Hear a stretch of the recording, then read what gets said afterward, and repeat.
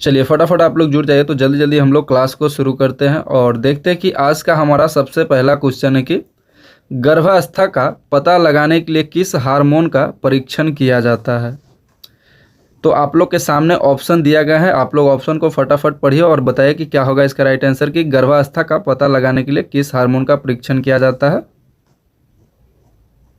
चलिए फटाफट बताइए। तो जो लोग भी अगर इसका ऑप्शन सी लगा रहे कि HCG, तो बिल्कुल राइट आंसर हो जाएगा आप सभी का। तो HCG क्या होता है कि जब कोई महिला गर्भवती होती है तो उसके शरीर में ह्यूमन कोरियोनिक गोनाडोट्रोपिन जो है नाम का एक हार्मोन बनने लगता है। तो प्रेगनेंसी टेस्ट किट जो होता है इसी ACH हार्मोन की पहचान करके यह कंफर्म करती है कि महिला गर्भवती है या नहीं। चलिए अगला क्वेश्चन देखते हैं। अगला क्वेश्चन है हमारा कि भारत में एक स्वस्थ नवजात शिशु का जन्म के समय सामान्य वजन जो है वो कितना होना चाहिए। चलिए बहुत ही इंपॉर्टेंट क्वेश्चन है और बहुत शानदार शानदार क्वेश्चन हम आप लोग के लिए लेके आए हैं। तो चलिए फटाफट आप लोग बताइए कि क्या होगा इसका राइट आंसर। भारत में जो है वो स्वस्थ नवजात शिशु का जो जन्म होता है उससे सामान्य वजन आपका 2.5 kg से 3.5 kg तक आपका वजन रहना चाहिए। तो ऑप्शन बी जो है कि यहाँ पे राइट आंसर हो जाएगा।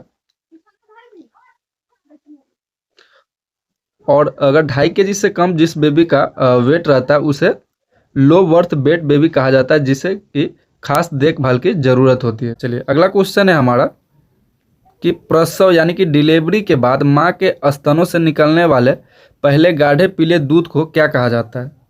चलिए ऑप्शन को देखिए और फटाफट बताइए कि क्या होगा इसका राइट आंसर, और जल्दी जल्दी हम लोग इसको खत्म करेंगे।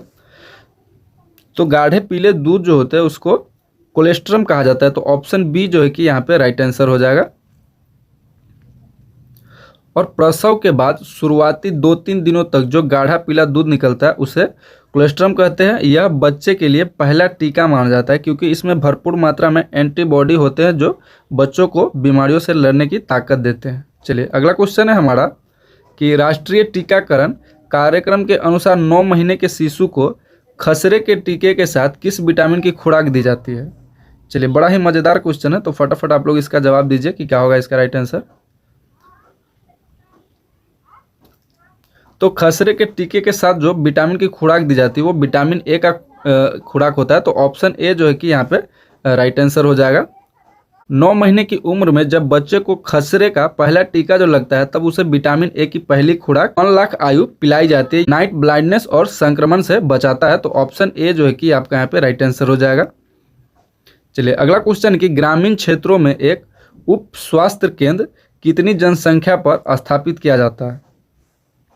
चलिए बताइए, और इसका आंसर आप लोग कमेंट बॉक्स में जरूर दीजिएगा कि ग्रामीण क्षेत्र में जो है कि एक उप स्वास्थ्य केंद्र जो होता है वो कितनी जनसंख्या पर आधारित स्थापित किया जाता है।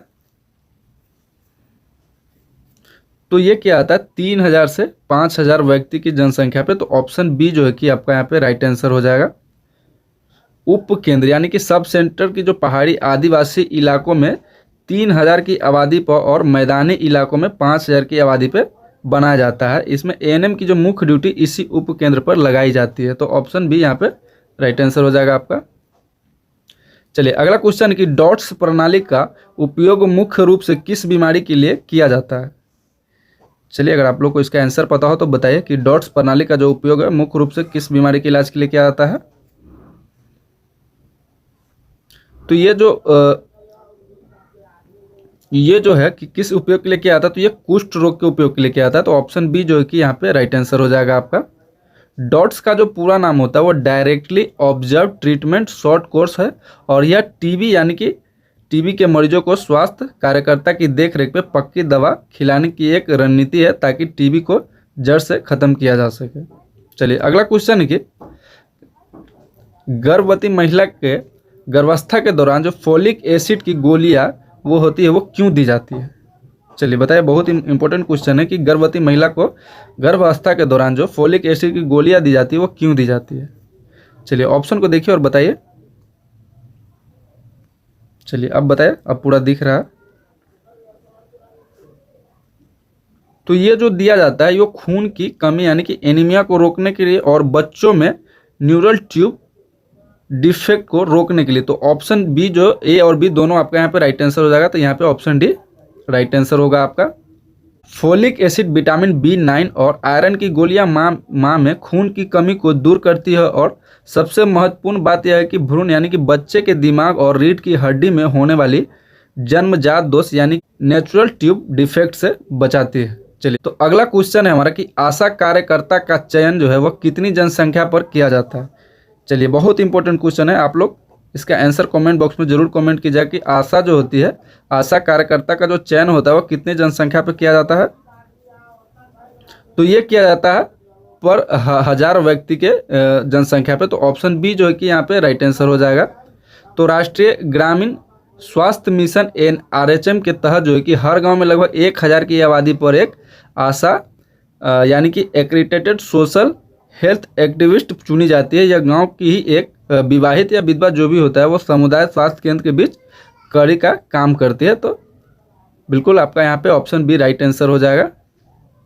चलिए, अगला क्वेश्चन है कि नवजात शिशु की खोपड़ी में आगे की तरफ पाया जाने वाला नर्म हिस्सा जो होता है वो सामान्यतः कब भर जाता है या बंद हो जाता है।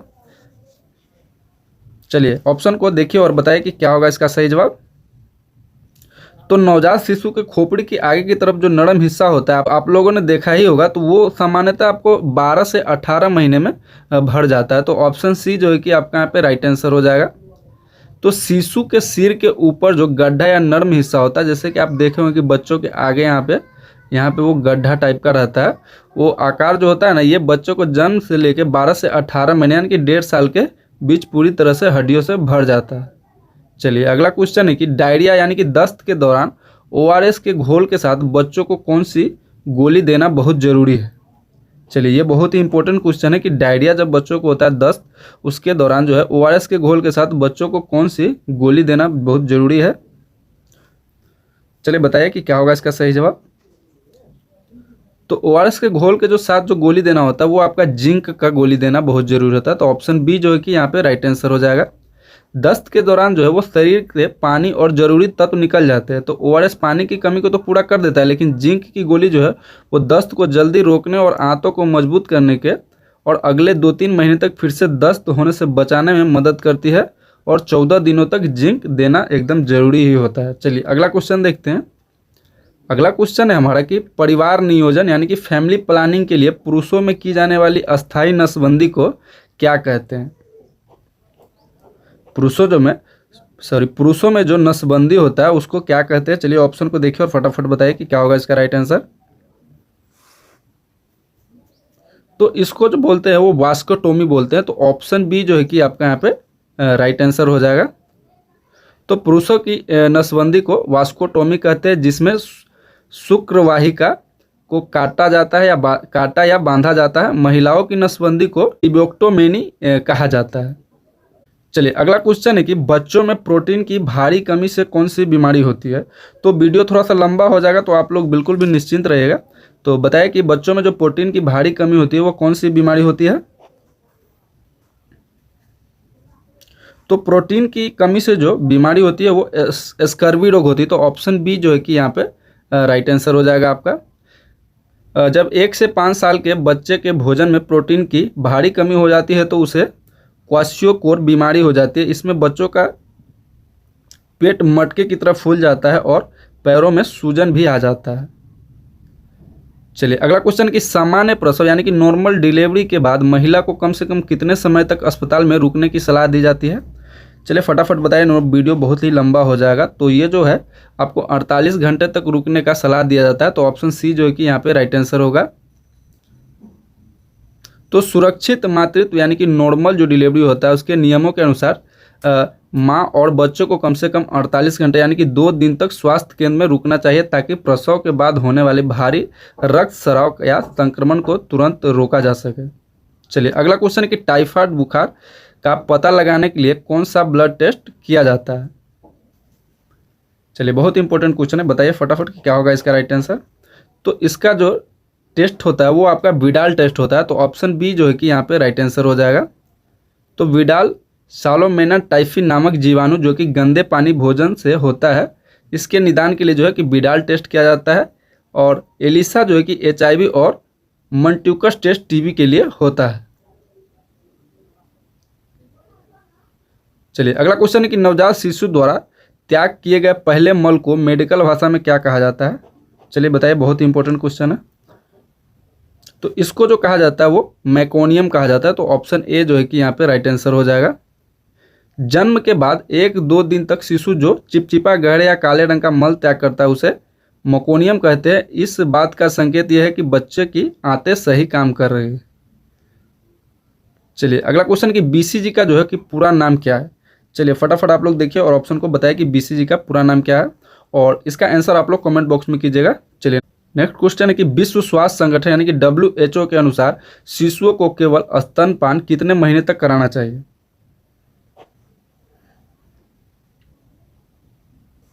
तो ये जो है कि आपको केवल स्तनपान वो है 6 महीने तक कराना चाहिए, बाकी आपको उसको बाहर का कुछ भी नहीं खिलाना होता है। तो ऑप्शन बी जो है कि यहाँ पे राइट आंसर हो जाएगा। जन्म से लेकर पूरे 6 महीने तक शिशु को माँ के दूध के अलावा कुछ भी नहीं, यहाँ तक कि पानी भी नहीं देना चाहिए। इसे एक्सक्लूसिव ब्रेस्ट फीडिंग कहते हैं, या 6 महीने के बाद ही ऊपरी आहार शुरू किया जाता है। चलिए अगला क्वेश्चन कि काला आजार बीमारी जो है वह किस कीट के काटने से फैलती है? काला आजार का तो आप लोग नाम सुना ही होगा। तो वो जो बीमारी है वो किस कीट के काटने से फैलती है? तो ये जो फैलती है ये सैंड फ्लाई के काटने से फैलती है, जिसको हम लोग बालू मक्खी भी कहते हैं।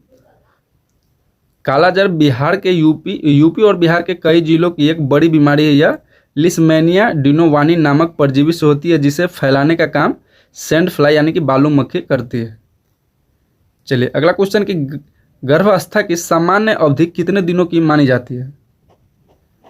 चलिए फटाफट आप लोग बताएं कि गर्भावस्था की जो सामान्य अवधि होती है वो कितने दिनों की मानी जाती है? तो ये 280 दिनों की मानी जाती है। तो ऑप्शन सी जो है कि आपका यहाँ पे राइट आंसर हो जाएगा। गर्भावस्था का समय महिला की अंतिम माहवारी के पहले दिन से गिना जाता है, जो लगभग 40 सप्ताह यानी कि 280 दिन यानी 9 महीने 7 दिन का होता है। चलिए अगला क्वेश्चन कि विटामिन सी की कमी से मसूरों में खून आने वाला बीमारी को क्या कहते हैं? तो विटामिन सी की कमी से जो बीमारी होती है उसको स्कर्वी रोग कहते हैं। तो ऑप्शन डी जो है कि आपका यहाँ पे राइट आंसर हो जाएगा। विटामिन सी जो है कि स्कर्विक एसिड शरीर में घाव भरने और मसूरों को स्वस्थ रखने का काम करता है, और इसकी कमी से स्वर्गीय रोग होता है, और ये खट्टे फलों आंवला नींबू संतरा में यह सबसे ज़्यादा पाया जाता है।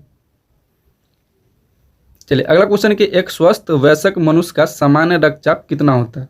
चलिए फटाफट आप लोग बताइए कि जब एक स्वस्थ मनुष्य का जो होता है ब्लड प्रेशर यानी कि रक्तचाप जो होता है वो कितना होता है? ऑप्शन को देखिए और बताइए। तो एक नॉर्मल मनुष्य का जो रक्तचाप होता है वो आपका 120/80 होता है। तो ऑप्शन बी जो है कि यहाँ पे राइट आंसर हो जाएगा।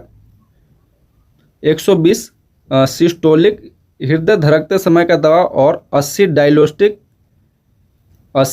डायस्टोलिक धड़कनों के बीच का दबाव होता है। यह यदि 140/90 से ऊपर चला जाए तो उसे उच्च रक्तचाप यानी कि हाइपरटेंशन कहा जाता है। चलिए अगला है कि पल्स पोलियो टीकाकरण अभियान के तहत बच्चों को किस उम्र तक दवा पिलाई जाती है? चलिए बहुत ही इंपॉर्टेंट क्वेश्चन कि पल्स पोलियो टीकाकरण जो होता है उसके अभियान के तहत बच्चों को किस उम्र तक दवा पिलाया जाता है?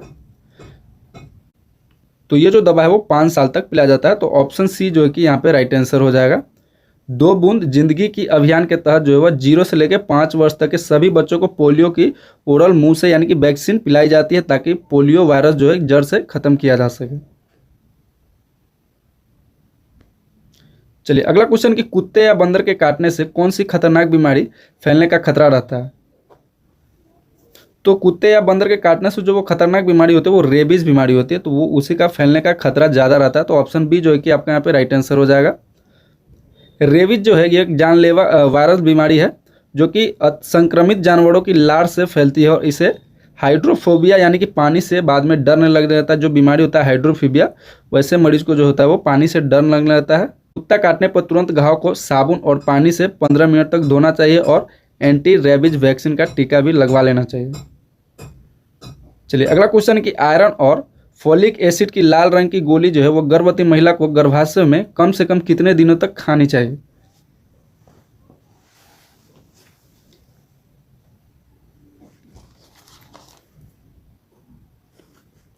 तो आपका 180 दिन यानी कि 6 महीने तक खाना चाहिए। तो ऑप्शन सी जो है कि आपका यहाँ पे राइट आंसर हो जाएगा। भारत सरकार के नए निर्देशानुसार एनीमिया यानी कि खून की कमी से बचने के लिए गर्भवती महिला को गर्भाशय के 4थे महीने से लेकर प्रसव के बाद भी कुल मिलाकर कम से कम 180 दिन यानी कि 6 महीने तक एक गोली रोज खाना चाहिए। चलिए अगला क्वेश्चन है कि प्रसव के बाद भारी रक्तस्राव तब माना जाता है जब सामान्य डिलीवरी में कितना खून बह जाए। चलिए ऑप्शन को देखिए और फटाफट आंसर बताइए कि क्या होगा इसका राइट आंसर। तो ये भारी रक्तस्राव तब माना जाता है जब आपका 500 ml से ज़्यादा आपका ब्लड डिलीवरी में बह गया हो। तो ऑप्शन सी जो है कि यहाँ पे राइट आंसर हो जाएगा। बच्चों के जन्म के बाद योनि में से लगभग 500 मिलीमीटर यानी कि आधा लीटर या उससे अधिक खून बहना कहलाता है, यह पीपीएच कहलाता है। यह मातृ मृत्यु यानी कि मैटरनल मोर्टेलिटी का सबसे बड़ा कारण है। चलिए अगला क्वेश्चन है कि डेंगू बुखार वो जो है किस मच्छर के काटने से फैलता है। चलिए फटाफट आप लोग बताइए कि डेंगू बुखार जो है वो किस मच्छर के काटने से फैलता है।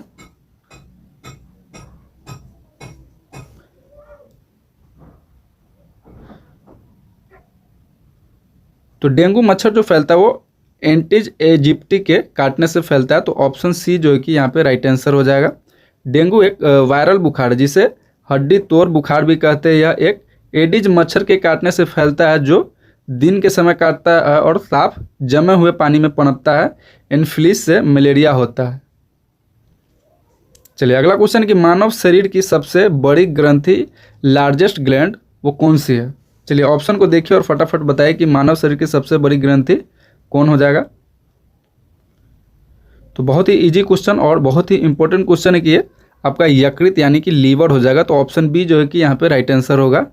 लीवर जो है वो शरीर का सबसे बड़ी ग्रंथि है और यह पित्त बनाता है और जो वसा यानी कि फैट को पचाने में मदद करता है और शरीर से जहरीले तत्वों को बाहर निकालता है। चलिए अगला क्वेश्चन है कि बिहार स्वास्थ्य दिवस यानी कि वर्ल्ड हेल्थ डे हर साल किस तारीख को मनाया जाता है। चलिए फटाफट बताइए कि WHD यानी कि वर्ल्ड हेल्थ डे हर साल किस तारीख को मनाया जाता है। तो ये मनाया जाता है 7 अप्रैल को। तो ऑप्शन ए जो है कि आपका यहाँ पे राइट आंसर हो जाएगा। तो विश्व स्वास्थ्य संगठन WHO की स्थापना जो है कि 7 अप्रैल 1948 को हुई थी, इसलिए हर साल इसी दिन विश्व स्वास्थ्य दिवस मनाया जाता है। 1 दिसंबर को विश्व एड्स दिवस मनाया जाता है। अगला क्वेश्चन है कि महिलाओं में परिवार नियोजन की अस्थायी विधि क्या कहलाती है। तो महिलाओं में जो परिवार नियोजन की अस्थायी विधि होती है उसे टिबेक्टोमी कहा जाता है, जो आपको पहले ही ऊपर बता चुके हैं। तो ऑप्शन बी जो है कि यहाँ पे राइट आंसर हो जाएगा। इस ऑपरेशन में जो है महिलाओं को फैलोपियन ट्यूब को काट कर बांध दिया जाता है जिससे अंडाणु और शुक्राणु का मिलन नहीं हो पाता है। पुरुषों की नसबंदी को वासेक्टोमी कहते हैं। चलिए अगला क्वेश्चन है कि जलने के मरीज के लिए सबसे पहली प्राथमिक चिकित्सा क्या होनी चाहिए। चलिए ऑप्शन को देखिए और फटाफट बताइए कि जलने के मरीज के लिए सबसे पहली प्राथमिक चिकित्सा क्या होनी चाहिए। तो ये जले हुए हिस्से को ठंडे एवं सामान्य बहते पानी के नीचे 10 से 15 मिनट तक रखना चाहिए ताकि उनका जलन कम हो सके। तो ऑप्शन सी जो है कि यहाँ पे राइट आंसर हो जाएगा। जलने पर तुरंत बर्फ या तेल या टूथपेस्ट नहीं लगाना चाहिए, इससे त्वचा और खराब हो सकता है। सामान्यतः बहते पानी से धोने से त्वचा के अंदर तक की गर्मी निकल जाती है और छाले पड़ने का खतरा जो है कि कम रहता है। चलिए अगला क्वेश्चन है कि घेंघा रोग मुख्य रूप से हमारे भोजन में किस खनिज की कमी से होता है। चलिए फटाफट बताइए कि घेंघा रोग जो होता है मुख्य रूप से हमारे शरीर में भोजन के किस खनिज की कमी से होता है। तो ये आयोडीन की कमी से होता है। तो ऑप्शन सी जो है कि यहाँ पे राइट आंसर हो जाएगा। तो आयोडीन की कमी से थायराइड ग्रंथि सूज जाती है जिससे गले में बड़ा सा उभार आ जाता है जिसे घेंघा का। गर्भवती महिलाओं में इसकी कमी से बच्चे का मानसिक विकास रुक जाता है। अगला क्वेश्चन कि सामान्य अवस्था में एक नवजात शिशु 1 मिनट में कितनी बार सांस लेता है। चलिए फटाफट बताइए जो एक सामान्य शिशु जो होता है वो 1 मिनट में कितनी बार सांस लेता है। तो ये जो है कि 30 से 60 बार सांस लेता है। तो ऑप्शन सी जो है कि यहाँ पे राइट आंसर हो जाएगा। यहाँ पे 12 से 20 बार मिनट की तुलना में नवजात शिशु की सांस लेने की गति बहुत तेज होती है। यदि शिशु 60 बार प्रति मिनट से अधिक सांस ले रहा है तो यह निमोनिया या सांस लेने में तकलीफ का संकेत हो सकता है। अगला क्वेश्चन नंबर 33 है कि विटामिन डी की कमी से बच्चों में कौन सी बीमारी हो जाती है। चलिए फटाफट बताइए कि विटामिन डी की कमी से बच्चों में कौन सी बीमारी हो जाती है। तो ये जो है कि रिकेट्स रोग होता है, यानी कि सूखा रोग। तो ऑप्शन ए जो है कि यहाँ पे राइट आंसर होगा। विटामिन डी शरीर में कैल्शियम को सोखने का काम करता है। इसकी कमी से बच्चों की हड्डियाँ कमजोर और टेढ़ी हो जाती है। और ये धूप, यानी कि विटामिन डी का जो सबसे अच्छा स्रोत है वो धूप होता है। तो ऑप्शन ए यहाँ पे राइट आंसर होगा आपका। चलिए क्वेश्चन नंबर 34 है कि सीपीआर का फुल फॉर्म क्या है जो हृदय गति रुकने पर दिया जाता है। तो चलिए फटाफट आप लोग बताइए कि सीपीआर का फुल फॉर्म है जो क्या हो जाएगा, जो हृदय गति रुकने पर दिया जाता है। तो ये हो जाएगा आपका कार्डियोप्लेमोनी रिसेटिकेशन। तो ऑप्शन ए जो है कि यहाँ पे राइट आंसर हो जाएगा आपका। अगला क्वेश्चन है कि यूनिवर्सल डोनर यानी कि सबको खून देने वाला ब्लड ग्रुप कौन सा है। चलिए बहुत इंपॉर्टेंट क्वेश्चन है और इसका जवाब आप लोग कमेंट बॉक्स में जरूर कमेंट कीजिएगा कि यूनिवर्सल डोनर जो है वह किस ब्लड ग्रुप वाले को कहा जाता है। तो वो कहा जाता है ओ नेगेटिव वाले ब्लड ग्रुप वाले को। तो ऑप्शन डी जो है कि आपका यहाँ पे राइट आंसर हो जाएगा।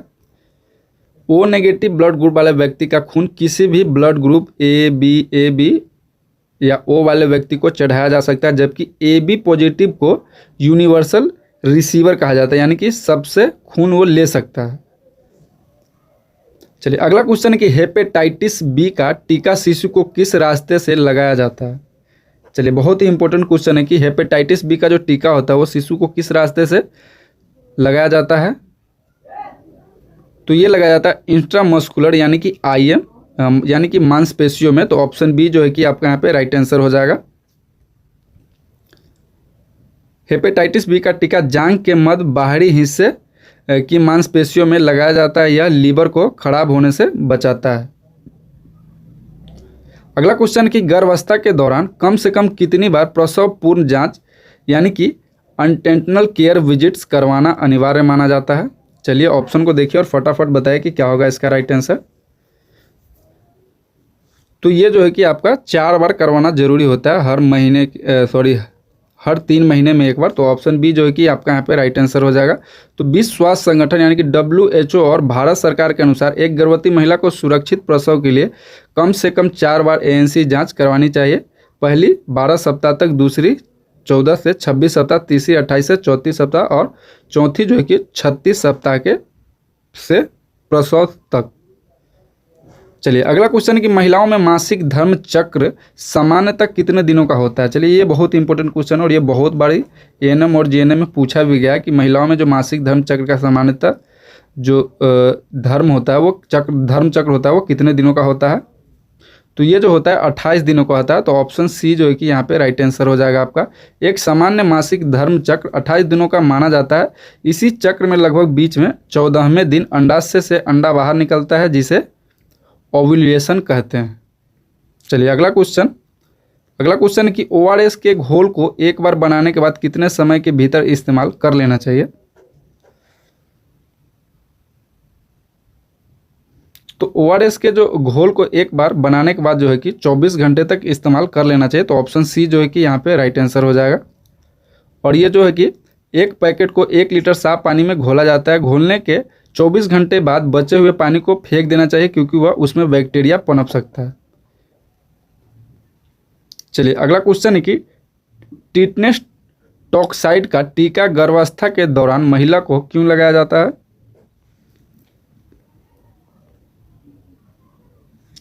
तो ये जो लगाया जाता है कि माँ और नवजात शिशु दोनों को टिटेनस से बचाने के लिए। तो ऑप्शन ए जो है कि यहाँ पे राइट आंसर होगा।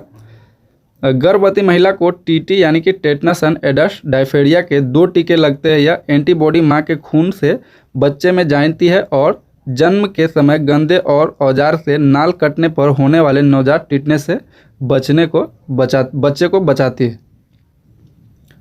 चलिए अगला क्वेश्चन है कि एक स्वस्थ महिला में हीमोग्लोबिन की सामान्य मात्रा कितनी होनी चाहिए। चलिए फटाफट आप लोग बताएं कि क्या होगा इसका सही जवाब। तो ये जो है कि आपका 12 से 14 होना चाहिए। तो ऑप्शन बी जो है कि यहाँ पे राइट आंसर हो जाएगा आपका। महिलाओं में हीमोग्लोबिन 12 GM से अधिक होना चाहिए। गर्भावस्था के दौरान यदि यह 11 ml से कम हो जाता है तो महिला को एनेमिक खून की कमी वाली माना जाता है। चलिए अगला क्वेश्चन है क्वेश्चन नंबर 42 की कॉपर टी 380A कितने वर्षों तक गर्भधारण रोकने में प्रभावी है? तो ये जो है कि 10 साल आपका गर्भधारण रोकने में प्रभावी है। तो ऑप्शन सी जो है कि यहाँ पे राइट आंसर हो जाएगा। चलिए जल्दी जल्दी देखते हैं, वीडियो बहुत लंबा हो जाएगा। चलिए अगला क्वेश्चन है कि सिफिलिस जो कि एक यौन संचारित रोग है, यह किस जांच के लिए कौन सा ब्लड टेस्ट होता है? चलिए बताइए कि सिफिलिस जो कि एक यौन संचारित रोग है, इसकी जो जांच के लिए वो कौन सा ब्लड टेस्ट होता है? तो ये जो होता है VDRL टेस्ट होता है। तो ऑप्शन सी जो है कि यहाँ पे राइट आंसर हो जाएगा। सिफिलिस ट्रोपोनेमा पैल्डिनम नामक जीवाणु से होता है। तो इसका venereal disease research laboratory test द्वारा इस बीमारी का पता लगाया जाता है। ये हर गर्भवती महिला का VDRL टेस्ट जरूरी होता है। चलिए अगला क्वेश्चन कि मानव शरीर में कुल कितनी हड्डियां होती है? तो ये तो बहुत इजी क्वेश्चन है, आप सभी को पता होगा कि मानव शरीर में जो कुल हड्डियों की जो संख्या होती है वो 206 होता है। तो ऑप्शन बी है कि यहाँ पे राइट आंसर हो जाएगा।